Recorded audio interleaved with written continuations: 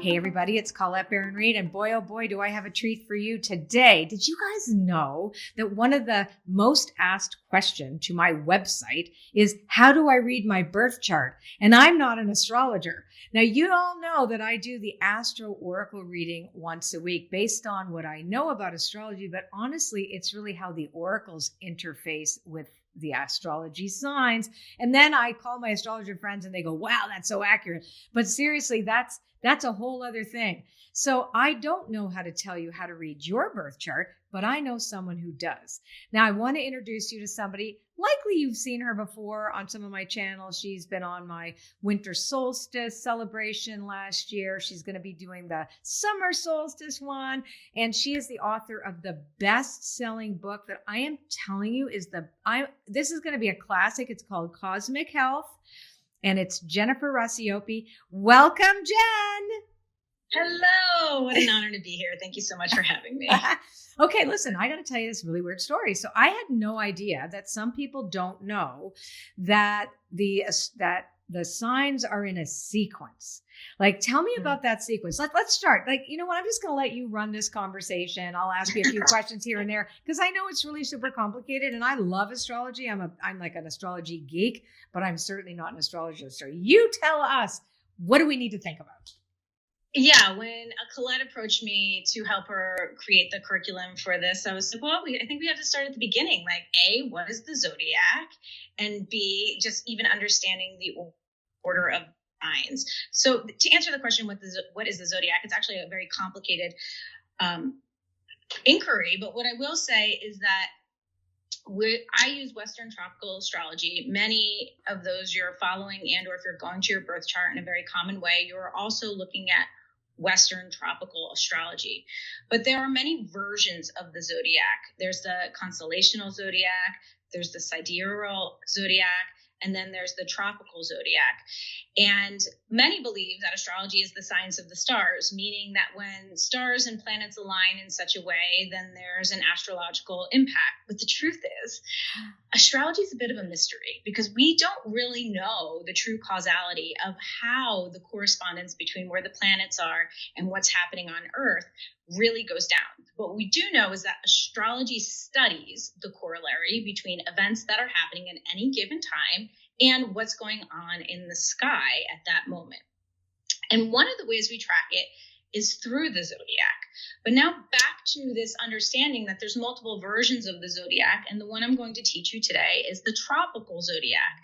Now here's the thing. But in the tropical zodiac, the signs and the constellations actually don't align.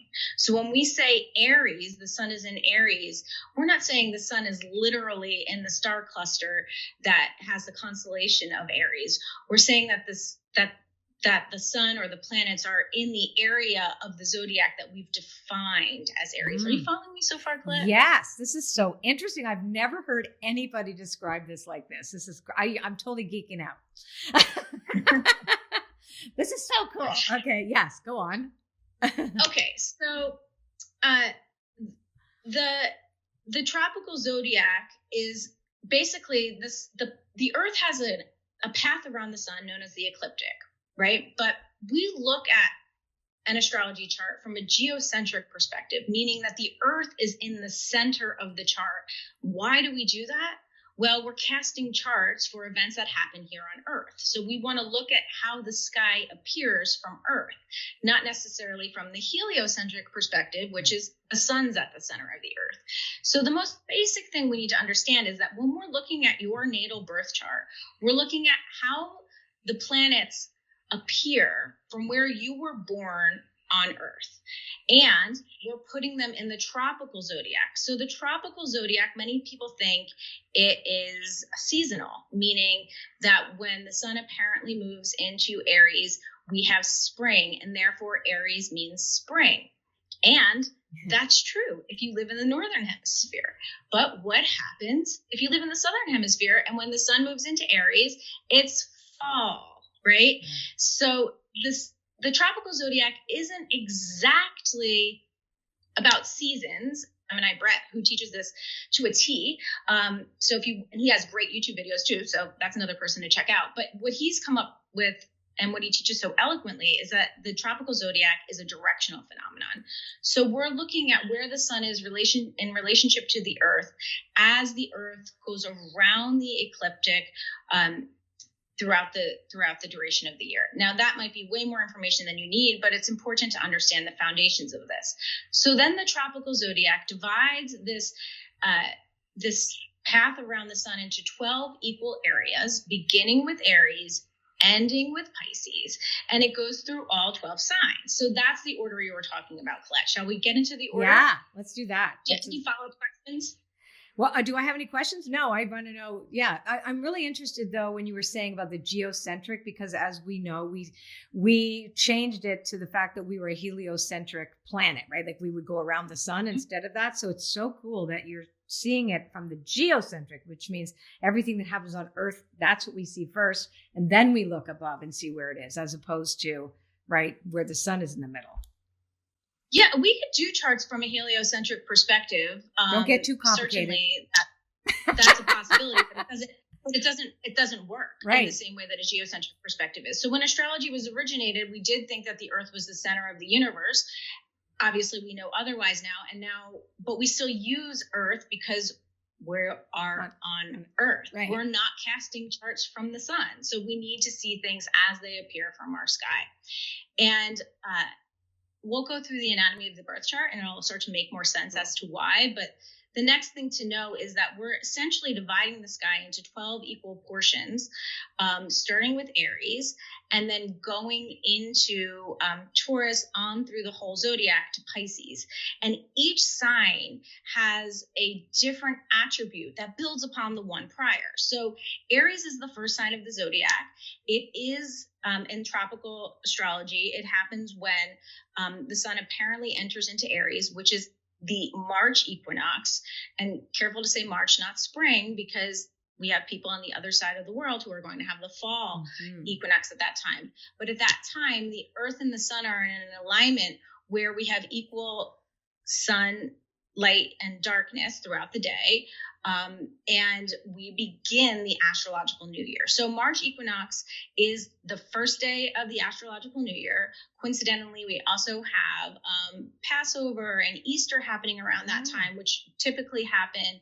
Easter's typically the first Sunday after the first full moon after the equinox, which correlates with rebirth, because Aries is the sign of rebirth. So I'd love to go through all 12 signs. Yeah, great. Does that make sense? Yes. And I'm going to pause and pull up a chart. So we're going to look at the 12 signs now, and we'll see them in something that looks like a birth chart, but it's not entirely a birth chart, because we're not looking at someone's time in birth and or the time and place of an event that's happened. We're just looking at the natural birth chart, which begins with Aries, because Aries is the first sign of the zodiac.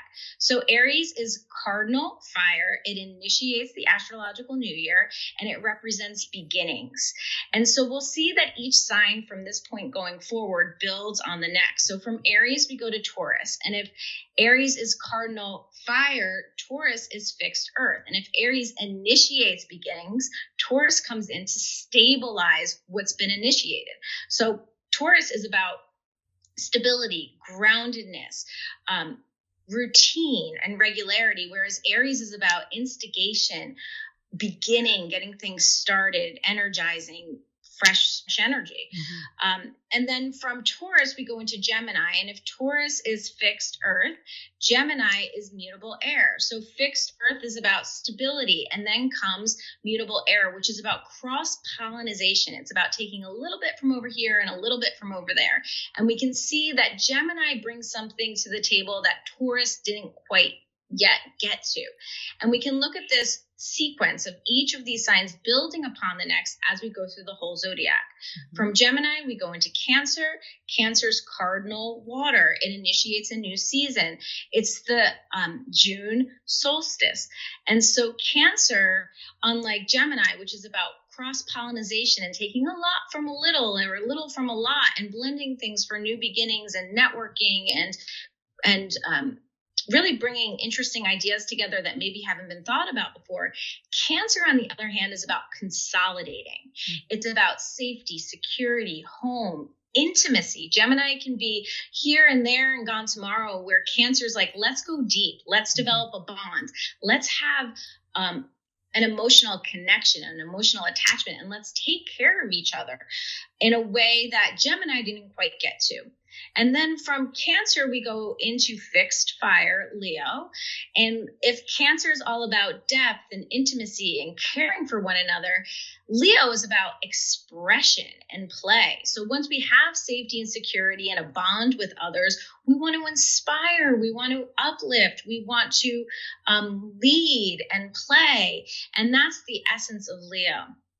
From Leo, we go to Virgo, and Virgo is mutable earth. And much like Gemini, which was immutable, it's another mutable sign, which is here to make new potentials and possibilities happen. Virgo is about, it also prepares us for change, but in this instance, it's about, okay, enough with the play and the inspiration that we just got from Leo. Let's get organized. Let's get structured. Let's put our attention on the details. Let's find the flaw and make it better. Mm-hmm. And then from Virgo, we have another cardinal sign, a cardinal air sign, and that's Libra. It falls in at the time of the September equinox. So it initiates a new season. And if Virgo's all about the details and the plan and finding the flaw, Libra's like, enough about the flaw. Let's find balance. Let's find harmony. Let's find equanimity. Let's find beauty and justice. And let's put our values first. We don't need to be caught in the details so much if the details aren't aligned with what we most care about and our values. So Libra builds upon what Virgo established. And then Scorpio comes in, which is fixed water, and is like, okay, enough of this balance, enough of this fairness, enough of this justice. Let's get beneath the surface and see what's really going on here. Let's get to the truth, the shadows, the shame, the things we don't talk about. And let's be present to what's really going on beneath the surface. And so Scorpio is this time of year, but also any planets or, astrological attributes in Scorpio is about depth in a way that Libra isn't. Libra's about beauty. So again, you can see how they're building upon one another. And then from Scorpio, we go into mutable fire, Sagittarius. And Sagittarius is like, okay, enough with the darkness and the depth and the truth. I love truth. I'm Sagittarius, right? Sagittarius is all about truth, but let's do it optimistically. Let's do it in an adventurous way. Let's do it in a way that's going to expand our knowledge and help us come to universal truths and have adventure. And so Sagittarius is all about optimism and growth and understanding, but in a way that pushes the boundaries on where we've been before. Mm-hmm. And then after Sagittarius comes Capricorn. And Capricorn, again, we move into Capricorn season at the December solstice. So it's cardinal. It starts a season. And Capricorn's like, okay, enough about all this adventure and growth. We need to get structured and organized, sort of like Virgo, which is another earth sign. But this time it's like, and let's bring our ambition. Let's bring our best in class practices. And not take any shortcuts here. Like, we've got to do the work. And that makes a lot of sense, right? Because Capricorn's the energy that ushers us into the new year every year. And it's really about goals and discipline and structure and ambition and determination and putting our best foot forward. And then after Capricorn comes fixed air. And Aquarius, the sign of fixed air, is like, okay, well, we did it by the book, right? With Capricorn, we went hard and fast in the direction of like goals and ambition and achievement and accomplishment. But what does all that matter if we're not solving big picture problems, if we're not getting out of the box and seeing the periphery and understanding how we can innovate? So Aquarius, unlike Capricorn, or I should say like Capricorn, definitely favors tradition, but unlike Capricorn, doesn't favor outdated traditions. Right. Much rather innovate and transform and come up with new ideas. So Aquarius doesn't care about the status quo. It's actually, if the status quo is not working, Aquarius and Aquarius energy is here to disrupt and change and bring new perspectives. Mm-hmm. And so you can see from now, we've had an essence of all the astrology signs as they've built, right? So we started with Aries, which was initiation, Taurus, stability, Gemini, cross-pollination, Cancer, consolidation and intimacy, safety. Leo, expression, play, leadership. Virgo, organization, finding the flaw, quality control, making things better. Libra, balance, harmony, beauty. Scorpio, depth, truth, intimacy. Sagittarius, expansion, growth, optimism. Capricorn, structure, goals, determination. Aquarius, big picture problem solving, out of the box thinking, innovative ideas. And they all make sense because we can't have one without the other. And then we get to Pisces, mutable water, the 12th sign. And Pisces is everything that's come before it. It's all these signs. Pisces is everything that's come before it with a whopping dose of compassion, empathy, deep emotional resonance. I feel you. It's about the nonverbal, the intuitive. So photographs and poetry and music are ways that the Pisces energy can really bring language to that which isn't languageable, right? It can give us an image that reflects a feeling in a way that maybe words alone just couldn't get to. It brings a sense of universal connectivity and understanding of one another through empathy and compassion. All of these signs have their shadow as well, right? Like, so Pisces can also be escapism and addiction and checking out. And I didn't go through the complicated signs of these signs, but they all have them. But suffice it to say that they go in an order. This is what you need to know for where you're at right now in your astrology information, is that the zodiac is ordered. It's ordered specifically in a way that has a sequence and makes sense. It starts with Aries. It ends with Pisces. It goes from cardinal fire to fixed earth to mutable air to cardinal water to fixed fire to mutable earth to cardinal air to fixed water to mutable fire, cardinal earth, fixed air, mutable water. And those words mean something: fixed, mutable, in cardinal. But for right now, it's important to just know that they go in this order and that they each have a glyph, right? So when you're just at the very beginning, you want to memorize the signs in their order, and you want to memorize the glyph that goes with each of them. So here are the glyphs. And the signs get a lot of buzz in astrology because we know sun signs, right? We know I'm a Gemini or Colette's a Cancer, and that means something. But the signs aren't the only part of the story. So when we begin our beginning phases of astrology, of which all astrology is built off of, we need to know the signs, their meaning, the order they go in, their qualities, their modes. But we also need to know that the signs are really the outfits that the planets are wearing. And the planets are the actors.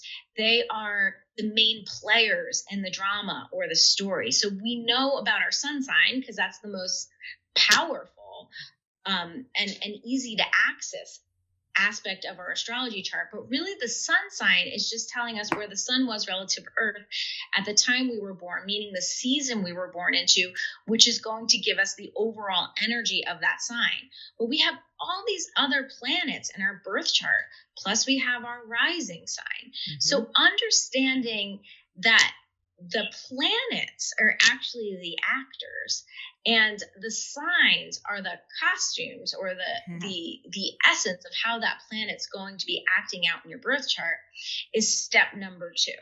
Perfect. So any questions so far, Colette? Oh, I just think this is so great. So I love that you described also the way you just described it now about the planets being the actors and the signs being their costumes, because that means that we have something in every chart. Like we are the whole wheel, right? Isn't that true? Like, so everybody has every single sign on their chart because the chart is all 12 signs. You got it. Right? Everybody has every single sign in their chart. So and that's the interesting thing, because often we over-identify with one sign or we don't like another sign, but we're all everything, right? Like we're all everything. We have it all in our chart. Now, you might not have a planet in that sign, but you still have that sign in your chart. Yeah, that's interesting.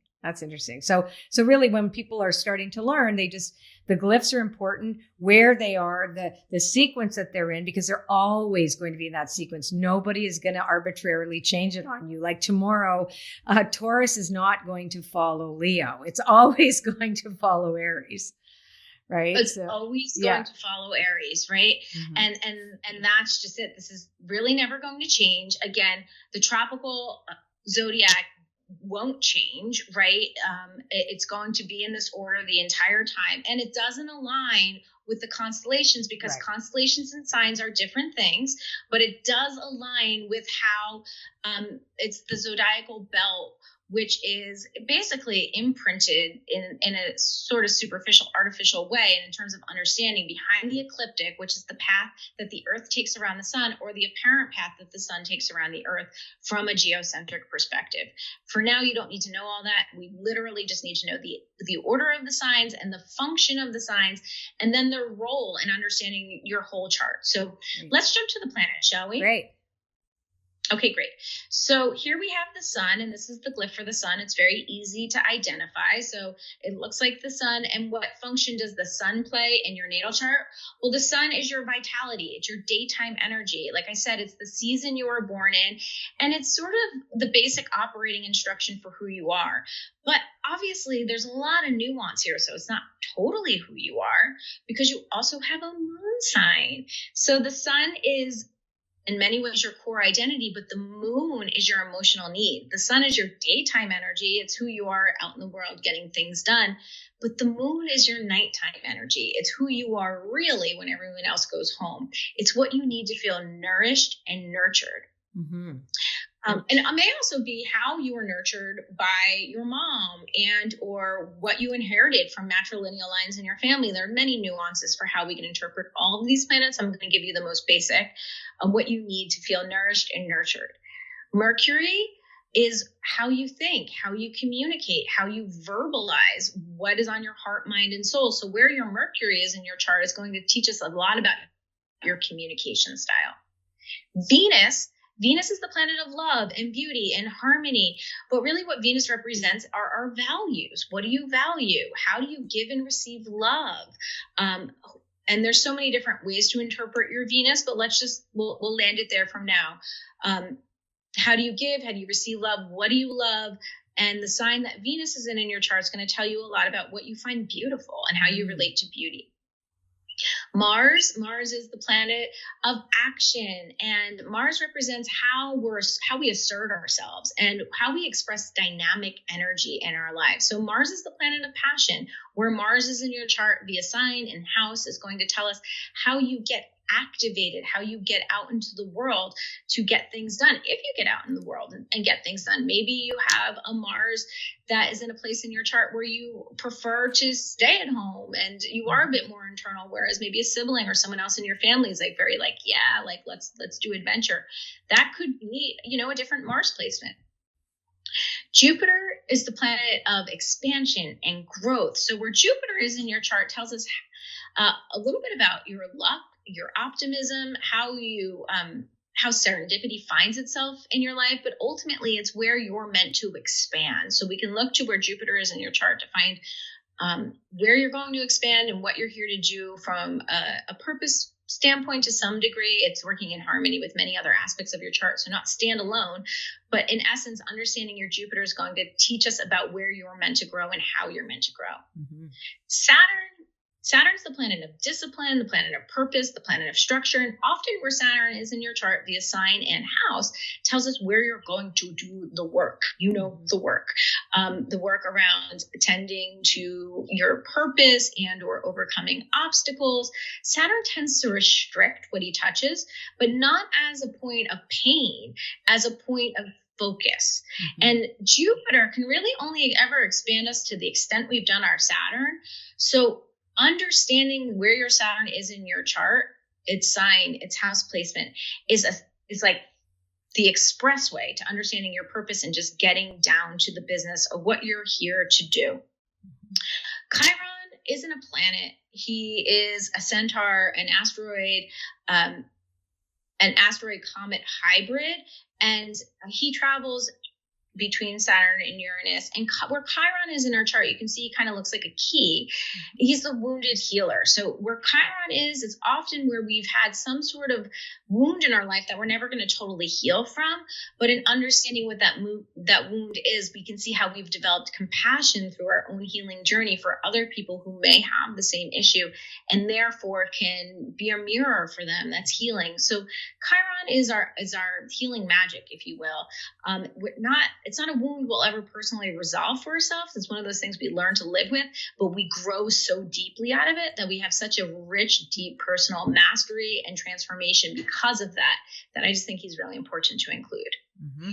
So now we're in the outer planets, the transpersonal planets, Uranus, Neptune, and Pluto. And these planets they impact us much more from a generational standpoint. So Uranus is the planet of disruption, revolution, evolution, change, freedom. And he's really here to help us to free us, to help us find our own authenticity. So where Uranus is via house and sign in your chart is where you're going to perhaps break out, break free, be different, do your own thing.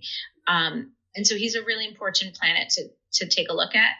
Neptune is the planet of dreams and illusion and mystery and psychic intuition.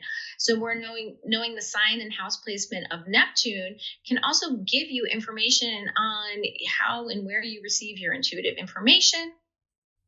And Pluto is a dwarf planet via our understanding of the planets, but in astrology we do consider him an actual planet. And where Pluto is where we're going to do the deepest sense of growth, regeneration, and get to the core of our power. Now, I haven't introduced the rising sign yet, which I will in a moment, but I want to say that astrology as you go along isn't so much about just knowing what sign the planets are in, or even what house and sign the planets are in. That's the basic beginning. But as you get more advanced in your astrological understanding, you're going to really begin to learn that all of these planets take on nuanced and deeper and richer meaning when we understand the harmony and the synergy of how they're all interacting in your natal chart via relationship to one another. That's going to be part of your cosmic curriculum, your natal signature, your basic understanding of your natal chart. And then it gets even more complicated when we start to look at what's happening via transit in the sky. That's some more advanced stuff, but I just want to name it. Mm-hmm. So as you begin this journey, you know that you're looking for the sign, the planet, and the house, as we'll get to as we move on. But ultimately, we want to understand what the relationship to all these signs, planets, and houses are in your chart in this synthesized way, which takes a little time to learn those skill sets. So what about the rising sign? Yeah, so the rising sign is the sign that's on the eastern horizon the moment you took your first breath. So remember, we're looking at a geocentric birth chart when we're looking at your chart, which is why I have Earth here in the middle and its little axial tilt.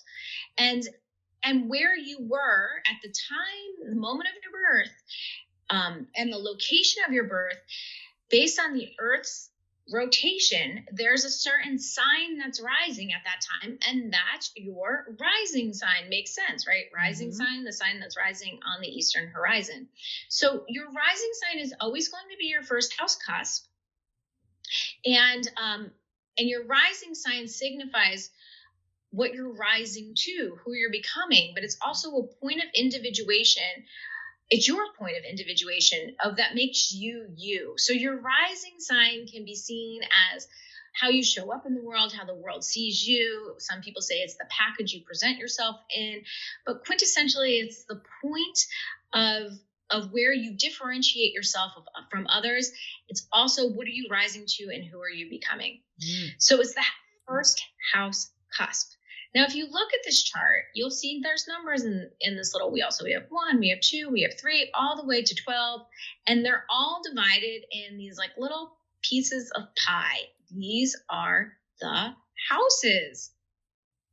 And we have houses 1 through 12 here reflecting the natural order of the zodiac in this particular instance, but most people aren't born with Aries rising. Therefore, they have a different sign in the first house. But in order to really understand the houses, we have to really understand, again, the order of the zodiac.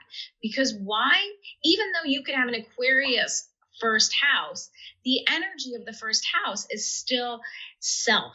Mm-hmm. It's the individual, it's the body, it's how you process energy, which is very similar to the attributes of Aries, right? Mm-hmm. So first house is self. Second house is self-value. It can be seen often as a money house, right? Because money subs for how we value ourselves. But the second house is truly a house that's about understanding self-worth. And then, of course, finances being a reflection of that. Third house is about, okay, so if we're born and we understand we have a body, and now we're at the stage of our development where we're like, oh, and I matter, right?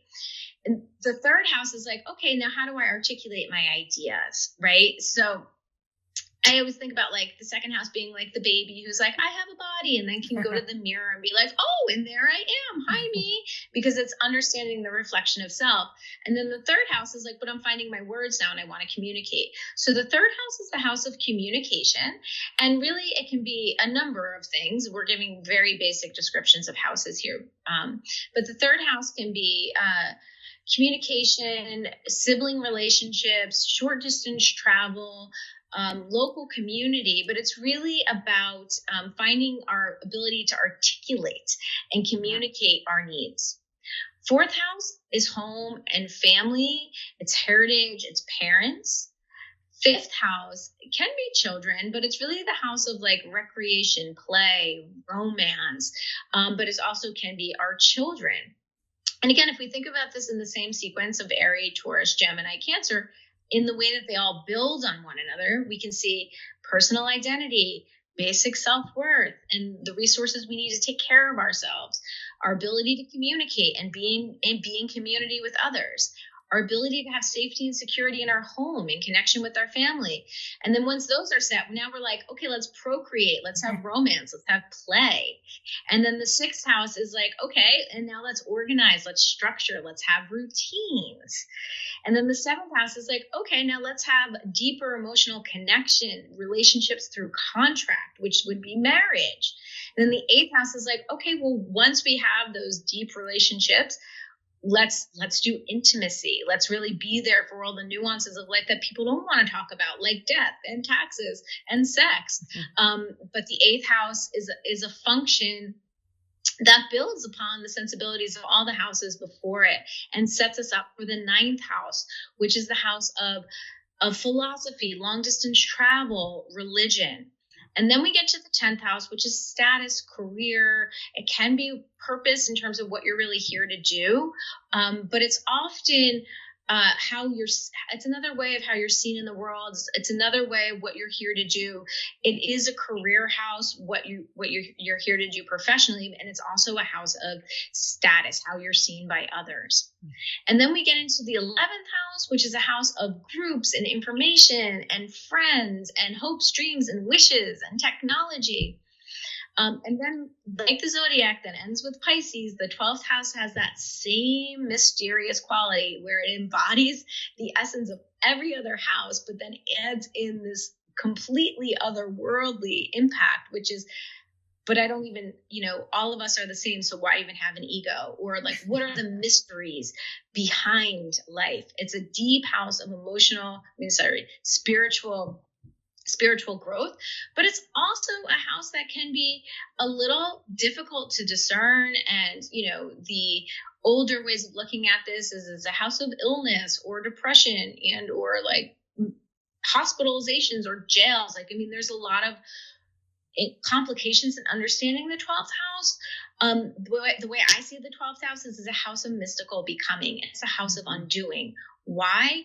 Because like the zodiac that begins with Aries, we build upon everything and then everything disseminates. Mm-hmm. And so the 12th house is this rich place of mystery in the disseminating form. So those are the 12 houses. That's cool. So let me ask you a question about this. So they will, again, following the exact same order, the same sequence, the houses go in the same sequence. and they have attributes similar to these signs. For example, the first house being Aries, there's some similarity between the quality of the house as the right as the sign that it sits in. But you would say you could have Virgo in the first house, right? So it's like it doesn't start. Your Aries won't necessarily be in the first house. Well, let's give an example. Shall we look at your chart? Oh my gosh, my chart. Yes, go ahead. With my. Or shall we do it? Yeah, let's do it. That's good. That's good. I don't care. You guys can know me. It's fine. Okay, so we're looking at Colette's chart, and Colette's chart is actually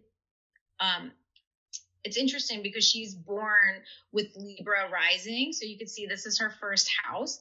This is the glyph of Libra. This would be her rising sign. And you can look at the numbers here to know the degrees. So she's born at 0 degrees of first house cusp of Libra. And so your chart's not going to be that neat. I mean, I look at so many charts all day, every day, and it's very rare that I see someone with a 0 degree rising sign. But Colette's first house, it's how she identifies in her body, the way that she channels energy through her body, the way that you perceive her is Libra, right? It's Libra, balanced, harmony, beauty. She's always got great clothes and a beautiful environment that she's in, and she's looking sharp and just, and she's bringing balance and harmony into the world and helping us all calm down, find center, take a deep breath, and find the joy in the moment. And that is essentially the essence of a Libra rising. Now, a first house is still first house. Right. It's still how you individuate and identify, which is the essence of some of what Aries represents. But now we're looking at the first house through the blend of Libra. Does that make sense, Colette? Yes, totally. Yes. So let me just walk the viewers through. So when you're looking at your birth chart, you want to first see where the sun is, and then you want to identify the sun. You want to identify the sun is the actor, right? It's about the sun, right? Like it's the essence of the sun. Then we want to see the costume that the sun's in, or the dress that the sun's in. So Colette is born with her sun, her core identity, in the outfit or in the dress of Cancer, safety, security, emotional connection, taking care of others. And then we want to see the house it's in. So this would be the scene if we're using the movie example. So we have the character, we have the outfit, and now we have the scene. 10th house, career. She's out in the world. She's teaching. She's doing a YouTube video. It actually makes a lot of sense for Colette to have a 10th house sun in Cancer because that's her identity. She's about being in the public, teaching, but it's through a Cancerian way that's bringing the attributes of the divine feminine into real life through a teaching capacity. So you find your sun.